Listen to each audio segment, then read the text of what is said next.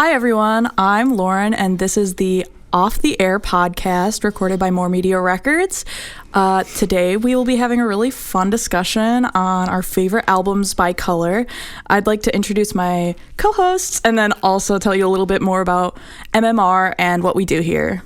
So we've got with us... Hi, I'm Isaac. I'm Kendall. And yeah, we're going to be chatting a little bit about our favorite albums by color. More Media Records is an RSO on campus, an organization that loves to talk about music. We have our own professional recording studio where we do an album every semester full of artists from around the Michigan area. And it's a great club to join. We meet on Thursdays at 6:30 in More 184. So come join us if you're interested. But yeah, so we're going to get started. This was a very fun topic for me. Kendall brought this up at one of our meetings and I got like overly excited. Do you want to know where I found it from? Where's that? TikTok. Of course. We love a TikTok like moment. a million years ago. And I was like, oh, this would be so good. Yeah. So I've heard the concept floating around every now and then, so it seemed like a good idea. it's fun. Definitely. So I think the order we're going to go is Roy G. Biv and then pink, brown, black, white. Okay. Is that cool? Yeah. Yeah, that works. All right. So shall I start on red? Is that cool? Please do. I'll go for it. So I really tried to narrow it down to one for these, but I could not. I have multiple of them, but I'll keep it brief.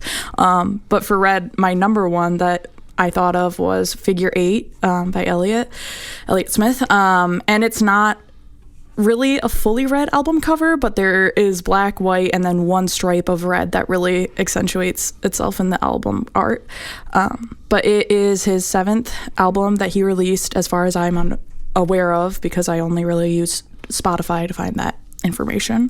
And it's one of my favorites by him just because a lot of Elliott Smith's music is very depressing. And I'm not going to say that this album doesn't contain depressing subject matter. It does. But the production level and the backing instruments that are chosen are just stunning. It's great to listen to in the car, great to listen to while you're walking around on a sunny day, even though it's sad content matter, the beats and the jams, it goes hard. I love the guitar sound throughout. So Beats and the jams. The beats and the jams. Mm-hmm. Yeah. So Isaac, do you want to tell a little bit about yours? Yeah. For red, I chose Songs in the Key of Life by Stevie Wonder. Stevie Wonder has a ton of albums. This is his 18th. It came out in the 70s. It's just such a great album because Truly. He has so many albums, and there's other ones that I like Intervisions, but Songs in the Key of Life has just bop after bop on it. It's got Isn't She Lovely, which is really good. Pastime Paradise, Sir Duke, I Wish. I'd honestly say it's the most iconic of his albums. Definitely. That's what I thought when I saw that you were going to be talking about this album. I was really happy because it was on my list of red albums to discuss, and I was like, oh, good, I can narrow one down. Yeah. Get it off the list. Yeah, I absolutely love this album. It is a fire album. Yeah. It's something most people I feel have grown up on too. Yeah. I feel a lot of parents show that album a lot because it's just so culturally iconic. It was a very big deal. Yeah, most of the songs from Songs in the Key of Life that I found, I just listened to on the radio and I'd be like, hey, this goes hard, so I'd look it up later, and they all come from this album. Yeah. I'd say this is probably the golden age of Stevie Wonder. Definitely. I definitely agree. And then I got another one. Kendall was like, do you want to do yours? So I'm going to say my second album. You can take my turn for red. For red. Yeah. is American Boyfriend by Kevin Abstract. I don't know. Yeah, you're nodding. I love this album. It was my youth. It was my high school. I listened to this album so many times that I got sick of it and then came back around to it in college. It's just got really amazing, fun songs mixed with some gritty, interesting choices and just ambient sounds throughout. You know what I'm talking about? Yeah. A lot of screaming and weird just noises that really make my heart beat fast and make me happy. Empty is one of the famous tracks off of that album, and it Good track. is so good. I still jam out to that all the time. And I actually found this album before I started listening to Brockhampton, surprisingly, which I think most people would be the other way around. But I tend to like Kevin Abstract's solo work better than I did like Brockhampton's, but I still, Brockhampton's great. Yeah. But yeah, that's my other Red album. Do you want to move on to Orange? Yeah. All right. So do you want to give your Orange? Yeah, sure. For my Orange, I picked Plastic Beach by Gorillaz. I'm not gonna say it's cheating, but because they have different variations of the album cover. It's just Orange is the one they have on Spotify. Yeah. So I figured I'd pick it based on that merit because it's such an important album in my life. I'd say it's probably peak Gorillaz. They started getting better as they made albums, and then, not saying they're bad, but they started to dwindle a little bit in quality. I still love most of their albums, but I'd say Plastic Beach from 2010 is personally their absolute peak. I'd say it's just great because of the environmental concept, just the message all around, the rollout of the album, all of the music videos, and the lore behind the characters surrounding it. It's just one of the most creative albums I've ever heard. I'd say my favorite song of all time is White Flag, and that's off of that album. So many great songs. You've got Empire Ants. It's just Broken. I could go on and on about all the tracks on this album that just changed my life, because Gorillaz is probably the first band I ever got into, and I think the album's just amazing. It is, and it has so many people on it. It's not just crazy. girls. Fire tracks. This one also kind of reminds me of my high school experience, just because even though it was released in 2010, and at that point I would have been a child, I, like you, kind of found a passion for the Gorillaz around high school, because I was like, they're so good.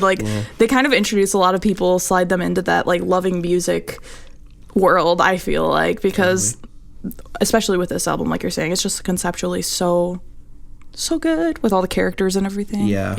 I love it. I've loved Gorillaz since middle school. It's just always been amazing to me. Good. I'm glad. All the characters are just so interesting, and the plot lines between albums and all that stuff, it just scratches an itch in my brain. Yeah. It's really cool. I have another album down the line that I'll be talking about that has some components of it that are character and world building and just too. A lot of stuff. Yeah. Awesome. And so my Orange albums, I couldn't narrow down to any less than 3, which is kind of embarrassing, but no, it's okay. I first thought of Better Oblivion Community Center, which is Phoebe Bridgers and Connor Oberst of Bright Eyes. Their collaborative album, and it's, I believe, just their self-titled, and it's got an orange and black cover, great singer-songwriter quality to it. The lyricism combines that of Oberst and Bridgers, and both of them have such a way with words that it combines so well together, and I think that their voices go together very well, with Connor having a really gravelly, deeper voice, and a lot of it more of a whiny tone, and Phoebe having such a pure sound, I would say, to her voice, pure tone. Not to say that she's not ready to scream, because she does, but still. I love when she screams. Me too. It's great. It is great. So that was my first choice, and then another classic in indie rock is Melophobia by Cage the Elephant. I have this album art hanging up on my wall in my room.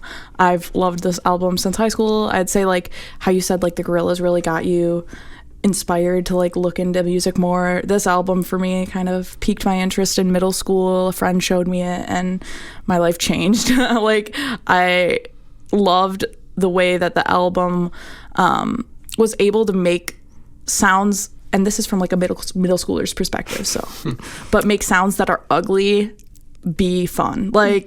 There are a lot of screeching and uncomfortable sounds that a middle schooler, I thought, this is weird, but then I really grew to like it.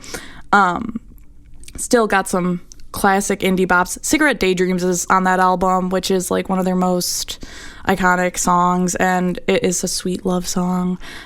But then it's like combined with stuff like Teeth, where it is just screaming and guitar like screeching and just a lot of fun. So that was another one. And then my third one and final one is Funeral by Arcade Fire, which was their debut album, I believe, unless there's something else I didn't know. But it is an album that I hold near and dear to me. My father showed me it, which is interesting because my father is like over 65. So, I guess they had an EP before. So this is their first album, but they had an EP before this. But he is an older man that usually wouldn't listen to like indie pop from the 2000s. That's not what you would expect. But then he did show me this album and I like fell in love with it. Ended up finding a bunch of friends that really liked it as well. And it's just got great world building. They're really good at like telling stories throughout this album. I do wish that they didn't name the songs Neighborhood Number 1, Neighborhood Number 2, Neighborhood Number 3, because that's like how it is in the album, and it keeps going, just because I oftentimes confuse them. But it is still to this day a great album to listen all the way through, which is hard and rare for me. Like sometimes I like albums because they have bops on them that I'll skip over some of the stuff in between. But this album, I think listening through as a whole is just beautiful. And I actually got to see them live with my dad, so Nice. that was really fun. But yeah, so that's Orange. I know, red, orange, and yellow. I'm so sorry, guys. I'm lacking here, but I promise when we get to green, It's over. I'm ready to go. It's over. I'm ready to go. So you want to give your yellow? Yeah, okay. And this excited me when I saw this on the doc, because this album I like. I'm a little nostalgic for. I love this album. Right. I'd say that the following album is a very nostalgic album for people in our generation. Mm-hmm. It is Doo-Wops and Hooligans by Bruno Mars. I'd say that this album really put Bruno into the public eye, and it's absolutely loaded with pop hits. It's got like Grenade, Count on Me, all types of songs. Marry You. Yeah. Is this the album that like it almost looks like a road? Going? Yeah. It's that one. I did a dance to one of these songs. That's why I remember that. I love that. Yeah, the song is like absolutely iconic because of the amount of popular hits it produced. I'd say that if you walk up to a random person on the street and ask them 3 Bruno Mars songs, they'll probably say songs from this album. Yeah. Like mostly.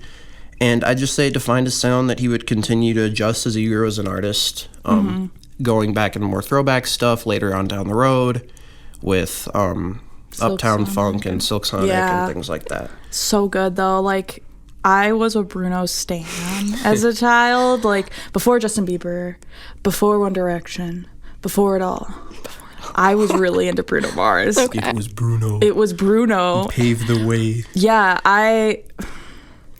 this is really embarrassing, but my mom knows this and a few other people know this. I wrote a letter to Bruno Mars asking him to come to my birthday party. Oh, did he come? Young child.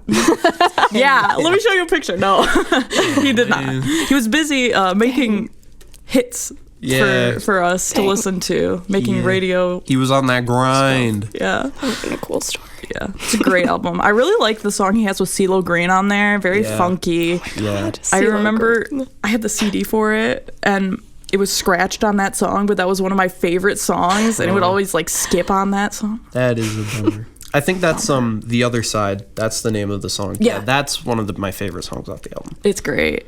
So for my yellow, I got 2. So I narrowed it down a little bit more. This Old Dog is just one of my favorites. It's one of those also that I find very easy to listen through. Whether it's like on a really long road trip, I feel like it really provides like a great background noise for a scenic view, or doing homework. It's very relaxing. Like I've meditated to this album. I know that sounds cringe, but it's a very calming album and just some great good old acoustic guitar finger picking tunes from your favorite Mac.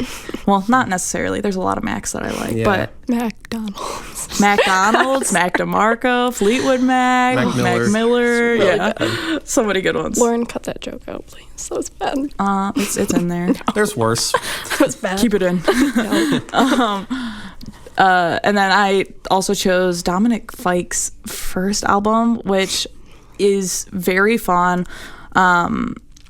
Also reminds me of high school a lot because that's when I found it. It has a lot of great tracks on it. The album's called Don't Forget About Me Demos.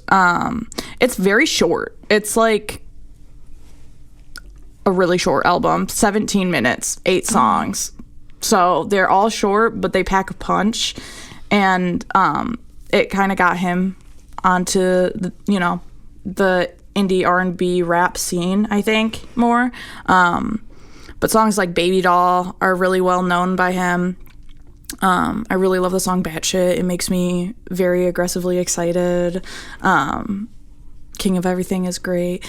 And Three Nights is probably his most popular song. But it's a, like, islandy song to me. It's got, it just reminds me of, like, something you would listen to in Miami. Not islandy. Something you would listen to in Miami. Okay. He's from Florida, so it fits. Yeah. But yeah, another great album. Nice.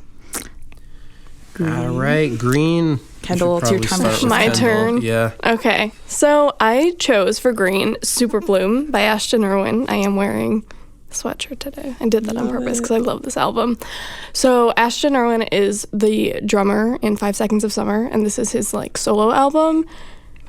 It's so good. It's like a 90s like kind of grungy sounding album, and which is obviously pretty different from like his sound as a group with Five Sauce. And the whole album is kind of like, that's why when I was saying earlier, this album like content-wise is kind of dark. It talks about like, he really goes into detail with like his mental health struggles, like eating disorders, like all this stuff, like a lot of issues, but he has these great like grungy, and almost I feel like some of the songs sound like Nirvana a little bit. There's a song called I'm to Blame, and it's like, he also, because he's the drummer, there's a lot of great drums in there, but that's where it starts, and it like that song sounds like it would be part of a Nirvana album, you know. But and then it's also like a longer album, like songs are longer because it's storytelling. One of my favorite songs off of that album is called Drive, and it's like kind of the same concept as Keep Driving by Harry Styles, where it's like, oh, it's fine, like we'll just drive, everything will be fine. But it's such like a beautiful, like when you're sad, I'm actually gonna go drive to this song and be like, yeah. So this is, love it. That's the one I chose for Green.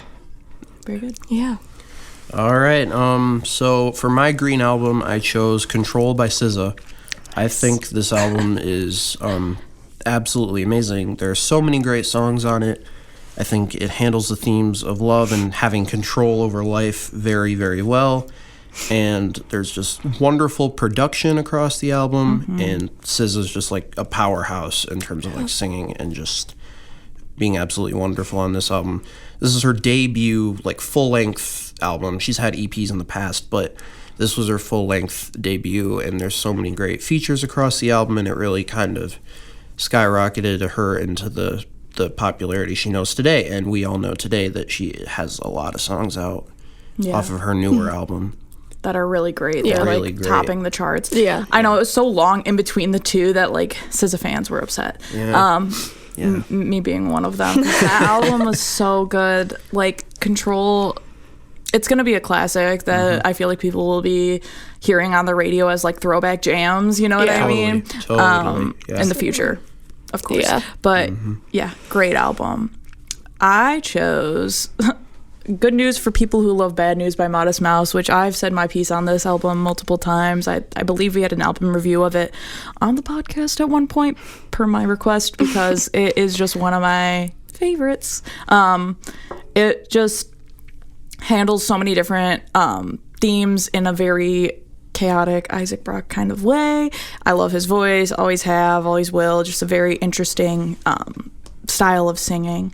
And it's one of those that if you're trying to get into indie music, like, give it a listen through. I think it will change you. It really has great songs on it, like Float On, which everybody knows, but it also has some really, like, gritty, ugly ones that like Satin in a Coffin or Satin in a Casket is, I believe, one of them, or like The Devil at Work, and it's all very, like, heavy violins and angry, and those people that he's screaming and, like, angry, and it's very good. I like the name The Devil at Work because when I heard it, I thought of, like, the devil at an office job. Like, he's at work.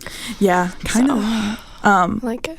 I have to do 2 quick shout-out mentions. Absolutely by Dion. If you haven't listened to this album, it came out, I believe, a year ago or 2. And it's fire album. If you like Frank Ocean, if you like Kevin Abstract or Brockhampton, if you like Daniel Caesar, if you like anything, like, in that world, give this a try. It's really great, kind of funky, got some great bops on it, like, many times. And then I also just wanted to shout out Younger Still, which is a cover album by Jeff Rosenstock and Laura Stevenson, I believe, of Neil Young songs. Because Neil Young is off of Spotify, this is the only way I can consume it, and I will say that they are great covers, and they've, like, itched my scratch, so I had to add them in there. But Blue, let's go on to Blue. Yeah. Do you want me to? Yes. Okay. My Blue album, I listened to it this morning in the car, and Loryn is also very excited to talk about it, is Stranger in the Alps by Phoebe Bridgers. So this album is insane. Like, Phoebe Bridgers, she wrote this album for me. I fully believe that. Yeah. She's just a fantastic story. Like, she's a singer-songwriter, fantastic storyteller. Like, she has, like, a beautiful voice. Like, we were talking about the control over her voice. Like, she's insane. And just the stories that she tells with these songs are, like, they're fantastic. Yeah. My favorite song off of this album is Funeral. It's so sad, but she's so right. Like, basically, the idea of this song is, like, life sucks and everyone's sad, but also, like, in this specific song, she mentioned someone's kid dying. So she was like, my life sucks, but hey, someone's kid died. Like, I will be okay. Yeah. Kind of way. Yeah. She's just, like, the story she tells, I'm like, wow, she wrote this for me. I can't Funeral is so good. It's a great song. Yes. That whole album is just awesome. We love Scott Street. Yes. We love hearing a good train go by. Yes. The birds and little bell. Birds. Ding, ding, ding. Yes. It's just, it's a beautiful album. Yeah. I think that, like, probably one of the best debut albums that we could have hoped for Phoebe. So fantastic. It's awesome. Yeah. So she went on to do so much more too. She's gonna keep going. Yes. So good. Awesome. All right. For my Blue album, I chose Ginger by Brockhampton. I could have gone with the Saturation trilogy, which I think is also amazing, but yes. I believe that Ginger, at least, has more impact on my personal life because it's the first Brockhampton album that I heard. I like this album because it really shows the band kind of coming to terms with losing one of their former members, Amir Van, and kind of just accepting this new normal that they're in. Of course, their previous album before Ginger, Iridescence, also was like that, but was just like a little rougher around the edges. It was also a good album, but just a little rougher around the edges. Well, I think Ginger, every single track just hits in a way where I'm like, it really does. Yes, I believe that it's just really good. There's hits, there's songs on it that are not so serious, and then songs on it that go into a lot of depth. Personally, I think one of the best songs I've ever heard, and actually makes me bawl by the end of it, is Dearly Departed, which is the song where they all just kind of sit down and come to terms with being done dirty by Amir, and they're just like, you know what? We don't need you anymore. And it's just great. It's great. And it really is. The song Sugar, that blew up on TikTok, thus gaining a ton of fans. I don't think it's the best song off the album, but it's good. It's a good song, and it's a good song. I just think that Ginger did a lot for their career. I think that Saturation, those 3 albums kind of sprung them into the spotlight, but Ginger has more of a personal impact on me personally. I don't think there's a single skip on this album. Yeah. I still rock out to Boy Bye very frequently. Yeah, That is very fun. Yeah, I am also a fan of the Saturation albums, and those were things I considered for Blue as well. But I ended up going in a different direction. I love the album Blue by Joni Mitchell. Everyone knows it. It's like my favorite album of all time, probably. No, I don't know. That's hard to do. I'm not going to say that. But it is just absolutely stunning vocals. Joni Mitchell walked so Phoebe could run. Joni Mitchell walked so everyone could run. That's all I got to say. Like, this album really holds a dear place in my heart because I fully got into it during the height of the pandemic, and I think that it really, like, calmed me. It really comforted me in that time of fear, just because Joni had such a way with words. She was able to sing about really terrible and awful things, like having to give up her daughter for adoption, and just emotional content that she was able to kind of turn into this beautiful art that I think will be forever remembered. Once again, off Spotify because of Bro Rogan. Really unfortunate. I still listen to it on YouTube very frequently. I need to buy the album on vinyl because it's genuinely one of my favorites of all time. But she's great.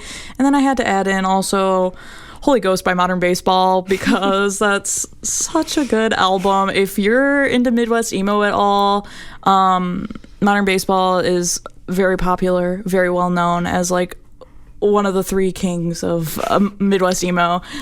They only really have 3 albums, but they have a bunch of other stuff in like EPs and stuff. Holy Ghost was their last one, and it is way better than I think anyone would have expected out of a Midwest emo album. It's just so good. It got such great content lyrically, such different themes in terms of musical like choices than normal whiny Midwest emo. So would highly recommend if you're interested in that at all. Violet, let's go into purple. Yeah. So the album that I chose, there's a bunch of different colors, but I felt this fit really well with purple. I chose Youngblood by 5 Seconds of Summer. This is their 3rd album. They took a break between their 2nd and 3rd album, and that was kind of when their sound shifted into this more like pop rock instead of this kind of wannabe pop punk that they had in the very beginning, the very iconic sound. I also love with their albums that like you can hear them growing up within each album. Like they have 5 albums out now. This came out probably when they were in their early 20s, and you can tell like the whole content of the album is them not knowing who they are, trying to figure it out. At this point, they're becoming like very famous after, whatever. Touring with One Direction. Yeah. And they are just trying to figure it out. And it's kind of stopping from this kind of pop punky sound to more of a pop rock. It's a little bit darker. Again, Ashton Irwin, the love of my life, has some fantastic, I don't even know the actual word for it, but just fantastic drums in some of these songs. Moving Along and, oh my God, I can't think of the other one, but Moving Along is one of them. Just fantastic. And it really just feels like being in your early 20s, like not knowing who you are, almost like feeling like you're out at night and you just hear this music and you're just like trying to figure it out. Like that's what this album is, and it's fantastic. I love it. So love it. Yeah. For my purple album, I chose Oil of Every Pearl's Uninsides by Sophie. Sophie, gone too soon. This was her only album before her untimely death, unfortunately. R.I.P. Yeah, but I believe this is the quintessential hyperpop record if you want to get into that style of music. You mentioned something about Cage the Elephant, where you said it was like ugly sounds and you somehow make them turn out good. I'd say this album is the very epitome of that. Yeah. Like, you've got so much choices in production that just seem strange at first, but then it all starts to click at the end, and it's just like, wow, this is some amazing production. And given how much of a fan I am of Sophie as an artist, I am very sad to say that this was the only album she released before dying. Yeah, that's hard. That's when they're gone too soon, when they're not even able to get it out of that first album cycle. It's so painful for fans. I honestly am not fully aware of this album. Like, I believe I've heard about it. My boyfriend likes hyperpop a lot, so he'd be playing it around me, and I like it. It's fun. But I know that within that scene, within the punk rap, emo rap scene, I think they kind of converge a little bit, emo rap and hyperpop in terms of like that scene of being usually home produced and stuff, and it's usually people that are going through a hard time. You know what I mean? Yeah. A lot of the time, if they're making this music that gains this audience solely through the internet, I find that there's a like stronger connection there between the fans, and it's really hard. So yeah. My purple is a oldie but a goodie, Hounds of Love by Kate Bush. So I'm ashamed to admit that I did find out about this album through Stranger Things. Like, I will say it out loud. I don't know where the gap was, but I never was introduced to Kate Bush. Nobody told me about her. It was like my parents didn't really like her that much, and my brother didn't, and so nobody really told me about her, and I never really got into her.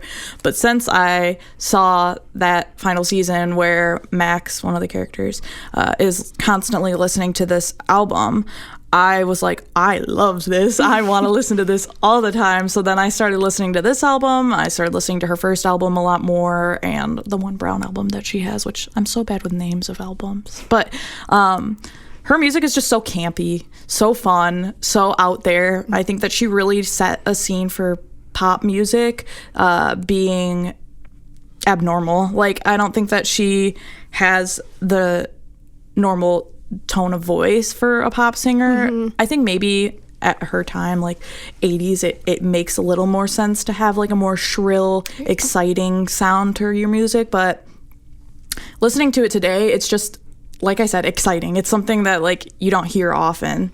So I'd say that's my big purple album. Nice. Yeah. And quick shout out to Sunshine Superman by Donovan, because that's also a great purple album, and it's got Season of the Witch on it. So good. But on to Pink. Kendall. Don't get me started. No. This is one of my favorite albums of all time, like all time, and it is Harry Styles' self-titled album. It is his first solo album after One Direction. It is fantastic. It's my favorite of the three, but no, he's just fantastic in general. But this is his, like, it's very much like a soft rock sound, and a lot of it was like his ideas that he wanted to like go with One Direction, and he was like, okay, like, we're done, so I get to do this.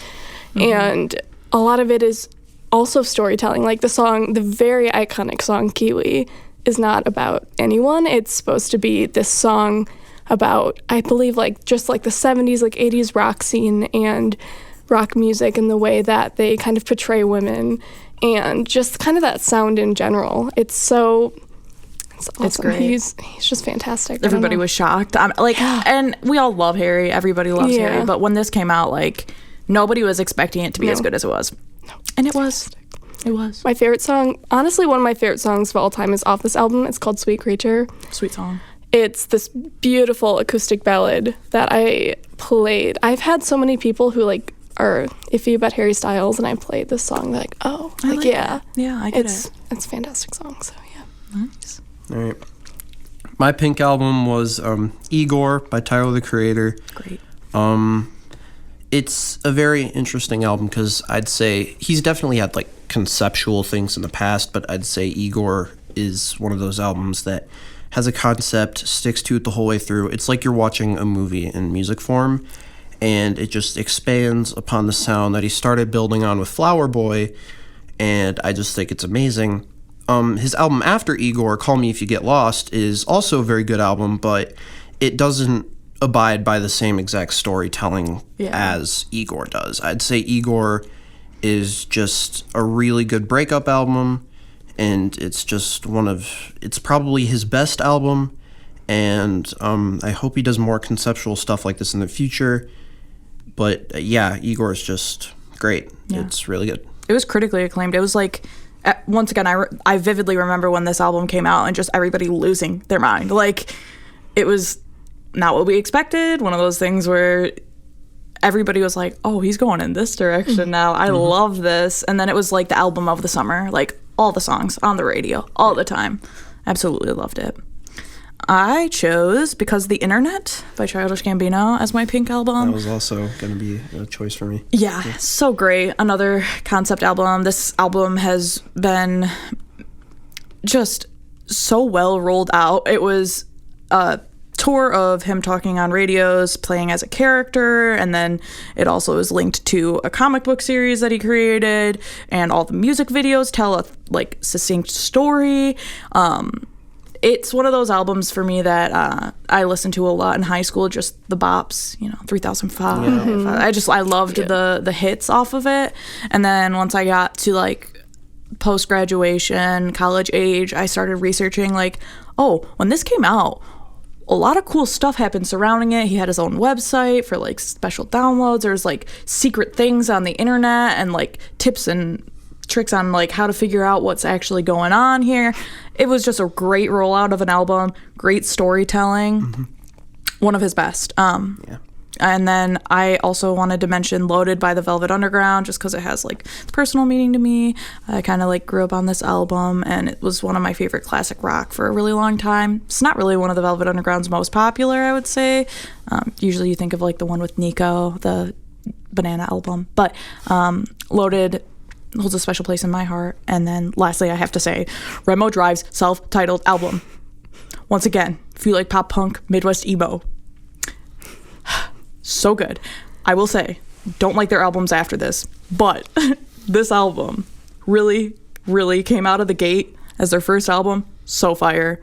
Iconic classic bops that if you ask any Midwest emo person, they will be like, yes, I love this album. All right. So actually, we're going to go to Black now, just because it's in the order of the doc. So, Black album, Kendall. Yes. Okay, so I changed this one because I listened to this album that I'm about to talk about on the way home today. But it's When Facing the Things We Turn Away From by Luke Hemmings, which, not to bring up 5 Seconds of Summer for a third time, but Luke Hemmings is the lead singer of 5 Seconds of Summer, and this is his solo album. And it's so fantastic. Like, I could go on the longest rant about how Luke Hemmings is a fantastic singer, songwriter, musician. Like, he's just amazing. But this is like an indie pop, like, singer, songwriter album. Like, he's telling a story. It's not, there's some great musical elements to this, but it's really about like what he's saying and his voice. There's a lot of sad stuff on here as well. It's talking about his mental health, like him growing up into fame. There's a lot of songs on here about his now fiance. One of my favorite songs on this album is called Saigon, and his fiance, like, that's where her family is from, and he proposed to her there, and so this song is so cute, and I love it so much. And then a song that I was listening to today, he's Aussie, so it's called Mum, but it's like his song to his mom, and it's the sweetest thing ever, and it's like, I'm sorry for not calling, and his voice is awesome, and his songwriting skills are awesome, so just listen to it. I don't know. Just do that. Yeah. That was good. All right, for my Black album, I chose Taboo by Denzel Curry. I believe this is a really good album because Denzel Curry has just this like aggressive flow, and he's just got bars, and they just hit hard, and he's just a really good like rapper in that sense. And they're like most of his songs I listen to, I'm just like, yeah. So it's just great. The production on this album, absolutely insane. And one of the tracks, Clout Cobain, I think is a really, really wonderful critique of like clout chasing within the rap industry. And I just believe that this album is really well produced. It's just, like I said, bars on bars. I love this album just so much. Yeah, it's a great one. I chose The Score by the Fugees, which is just classic. I think everybody knows, you know. It is a phenomenal listen through. I will say once again, hard for me to listen through albums and fully like everything that I'm hearing, but I think for me this one is just peak 90s hip hop, good old fashioned, exactly what we want. Phenomenal flow. We gotta love having this Loryn Hill, which I am obsessed with her. Let's go. Yeah, she's great. And the skits and the ambient sound choices throughout are just awesome. I think that they really provide like an atmosphere. Some of my favorite tracks. I love The Mask. I think that song always gets me in a good mood, even though it's, you know, talking about wearing a mask and like being fake. But I love that song. Of course, the really classic Killing Me Softly with his song, they did that cover, but it is probably the version most well known at this point. And Ready or Not is another great bop. Just bops all around. I chose this one because they're all just kind of emerging from this like dark black background, and it looks so cool. I love the album art. I think that it's very like, I will say it does look to me dated to the 90s, and I think that's why I love it. Like, it really looks like something from the 90s. It's got like a stoic look to it. Yeah. Watch This was like made in 89 and I'm like crazy or something. No, it was in the 90s. It was in the 90s. I'm definitely right about that. Yes, 96. I was like, because sometimes I mix up my numbers. But yeah, it's a long one, I would say. An hour 17, but well worth a listen through. Nice. On to White. Yeah. Okay, so the album I chose for White is Kid Crow by Conan Gray. Also love Conan Gray. Kid Crow was his first album. Like, he had an EP before this, which I almost put for Pink. I should have shouted it out at Pink. But Kid Crow, honestly, like, the best way I can explain this is like angst. This is like, Conan Gray is a like indie pop singer. This album was a lot more poppy. Conan Gray can make a pop song and a pop album. Like, he's so fantastic with pop. But this one is really angsty. He talks a lot about what I really love in his music is kind of like unrequited love and like this idea that in your head that like, oh, I'm in love with this person and we're in a relationship almost and you're not. Mm-hmm. And he also talks a lot about family and friends, and there is some harder topics on here. The last song on this album is called The Story. I don't know if you've ever heard that song. Yeah, I cry a little bit. No. It's sad. Yeah, it's insane. So this is a very like angsty pop album, and it's fantastic because Conan Gray knows how to write a pop song and a pop album. So I agree. Yeah. For the White Album, I gotta go with Mad Villainy by MF Doom and Madlib. I'd say it's one of the most iconic rap records of all time. It really set the stage for like alternative hip hop going forward. A lot of people like to refer to MF Doom as your favorite rapper's favorite rapper because he really led the way for a lot of production sounds going forward. I'd say everything just sort of clicks on this album. We've got songs like All Caps, Accordion, just amazing songs all across the board. And I think if you want to get into alternative hip hop, Mad Villainy is where you should start because that's where a lot of people later on would take influence from. Yeah, it's great. Yeah, I would say that would be my choice. I frequently get videos on Instagram of people ranking MF Doom albums, and it's just like all of them are ranked really highly, but this one is always way at the top. Yeah. It's just an iconic album. Yeah. I went in a different direction, kind of, but another great White album to me is All Hail West Texas by the Mountain Goats. Also a long album, like very long. I want to say it's like nearing 2 hours because of all the bonus tracks and stuff. John Darnielle, that man, I love him. He's the lead singer of the Mountain Goats. I recently read a book written by him. He just has a way with words like very few other artists I know. Great at storytelling. And I will say that like this album for me isn't necessarily my favorite Mountain Goats album. I'd probably go with Transcendental Youth, but I just had too many good Blue albums to talk about. But it is an awesome album nonetheless. And it does really great vignette-like storytelling where it's just like not everything is connected within the album, but he's painting little pictures as he goes, and it's just overall a great album for anything to do with like folk punk.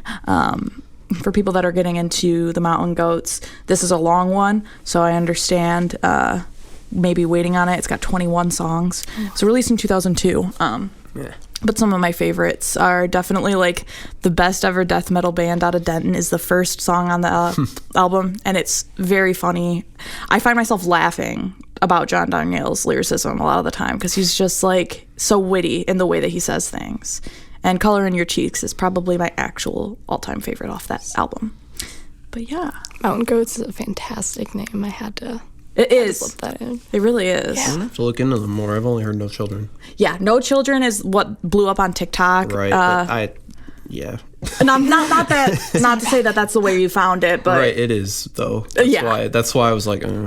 Yeah, I mean, it really caught a lot of eyes because John Darnielle be like, "I hope you die. I hope we both die." And this is a love song, actually, but like a demented, twisted one. But yeah, great.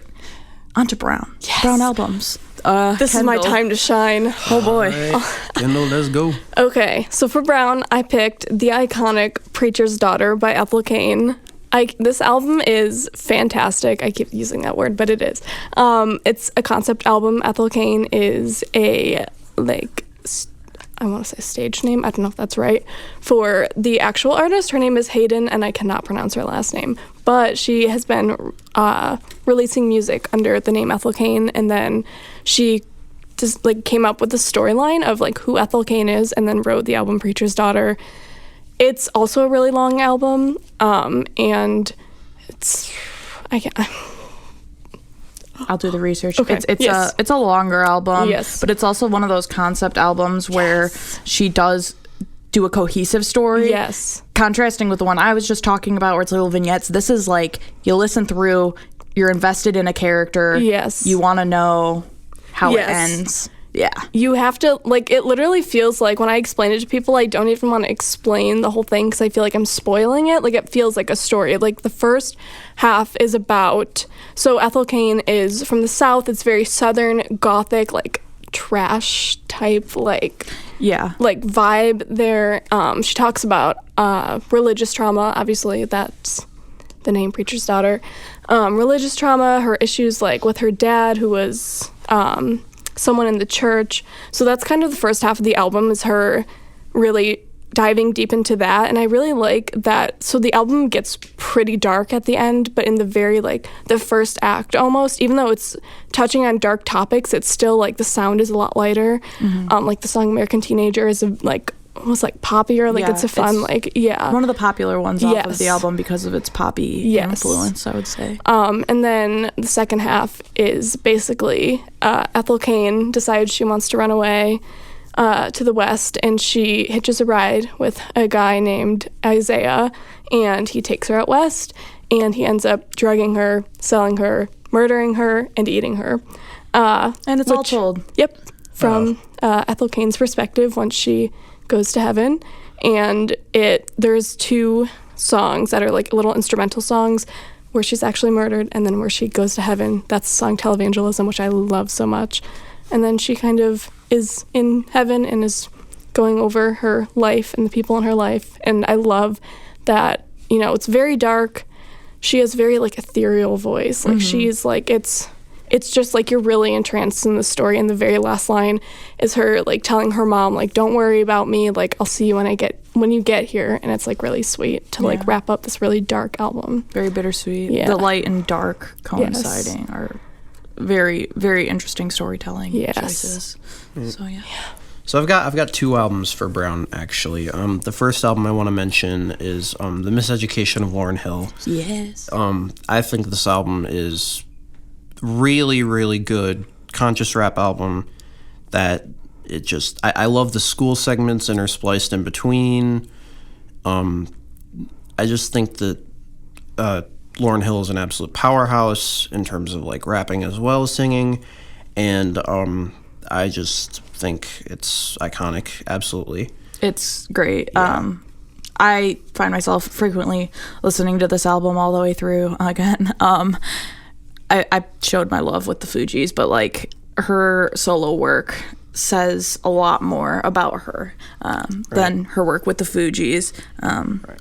It's great. Yeah, and then the other Brown album I want to mention is The College Dropout by Kanye West. Now, Kanye has been disappointing me a lot lately. I think all of us. Yeah, and I don't know. I think College Dropout is the one album that I can go back to and be like, there's something there. It's not that the music he's been making has been terrible, but it's just I feel like this is the only album I can actively listen to now without hearing like hints of like the narcissism that kind of came along down the way. Really persistently shown through the media. There's albums like My Beautiful Dark Twisted Fantasy, which are really good, but you can still see the arrogance. Like, this was right after the Taylor Swift incident, all that going down, and I just think that The College Dropout is my favorite album personally by him. Me too. Because it doesn't have that I'm Above All stink all over it, because Kanye is, at this point in his career, has just been a producer, and this is his first ever rap album, and he's really like going throughout the album trying to prove himself, saying, hey, I can be a rapper too, and I can be darn good at it. Yes. So there's two specific songs that I think are essential off this album. There's other songs across it that are really good, but I think Through the Wire is really good because it's the story of how he crashed his car, screwed up his jaw, and he rapped this song with his mouth wired shut. And it still comes out really well and kind of shows his persistence. And then Last Call, very long track, like 12 minutes and 40 seconds. And like I'd say maybe the first 3 minutes are actually like a song, and then the rest of it is just him like talking about like his story on how he managed to get a record deal in production. He's just talking over a beat. But I think that it's very inspirational because it shows, hey, this is my journey. This is the path that I went down to get to where I am. And I've always been, like, some people will tell you My Beautiful Dark Twisted Fantasy is his best album. I personally think his best album is College Dropout. I think there's a lot of people that agree with you, too, on that. I mean, it's hard to separate the art from the artist, but with Kanye, you almost have to, because at this point, he's had such an influence on modern hip-hop, modern rap, that it's insane not to mention it. And I didn't put it on my list just because I'm not a Kanye head personally. I like his old stuff. Like, College Dropout is one of my like favorite hip hop rap albums. I've struggled to listen to it in recent years because of the things that he's doing, but it is that and Graduation for me are my childhood understanding what Kanye had to offer. And also it's just like Kid Kanye, like on the grind of getting up in the scene, not Kanye who is the god, Kanye who like can do something and it's seen around the world. It's the actual struggle that rap is about, you know what I mean? Getting to that spotlight. Right. But for me, I chose Doolittle by the Pixies as my Brown album. It's got a little green in there too. This is one of the most iconic punk pop albums ever from the 90s. You know how it goes. It's got all the bops on it. It's got Hey, Here Comes Your Man, all the good stuff. But it's one of those that I can actually consistently listen through and not get like tired, because there's a lot of like 90s dad rock that I also like, but I cannot listen to for like an entire album. But you know, I love Wave of Mutilation. I love Debaser. That's the song to jam out to. Mr. Greaves, Cackety Jones. Honestly, all of them. I love all the songs on this album. I would say I kind of hit my Pixies phase pretty late, like toward the end of high school. So, unlike many kids I know that were doing it in middle school. Right. And then I did have to mention one more. Masterpiece by Big Thief is an amazing Brown album. If you haven't listened to Big Thief, they've just released a new album that's entirely white called Dragon New Warm Mountain I Love You. Me and one of the production managers here, Cam, obsess over this album because we think it's perfect. But I do think that Masterpiece for me is my favorite by them because it's just the OG. It really is. It has amazing songs. The song Masterpiece itself, which the album is named after, is a ride, and Adriana Linker's vocals throughout this album are just amazing. She really gives off like main character Stevie Nicks energy. with some gritty guitar grunge in the background. So yeah, there, I've said my piece on Big Thief. Thank you guys so much for all of your hard work and research on these albums and discussion of these albums. I absolutely loved chatting with you guys about them. Yeah, me too. I know it's a bit much. I like to talk a lot about, well, but I could not narrow it down. It was so difficult for me, but it was like so much fun for an exercise of looking into album art, especially. Just trying to keep your mind sharp. Yeah, thanks, Kendall. You're welcome. Thanks, Kendall. You're welcome. All right. Well, we are the Off the Air podcast. Well, this was the Off the Air podcast. We are Loryn, Isaac, and Kendall. And we will be making more episodes throughout this semester discussing fun music things. Like I said, if you want to be a part of More Media Records, come join us on Thursdays at 6:30 at More 184. Thanks so much for listening, guys. Have a good day. Yep. See you. Bye. Bye. And then it keeps rolling. Okay. Yes. They talked to me. Oh my god, I could have talked about Preacher's Daughter for like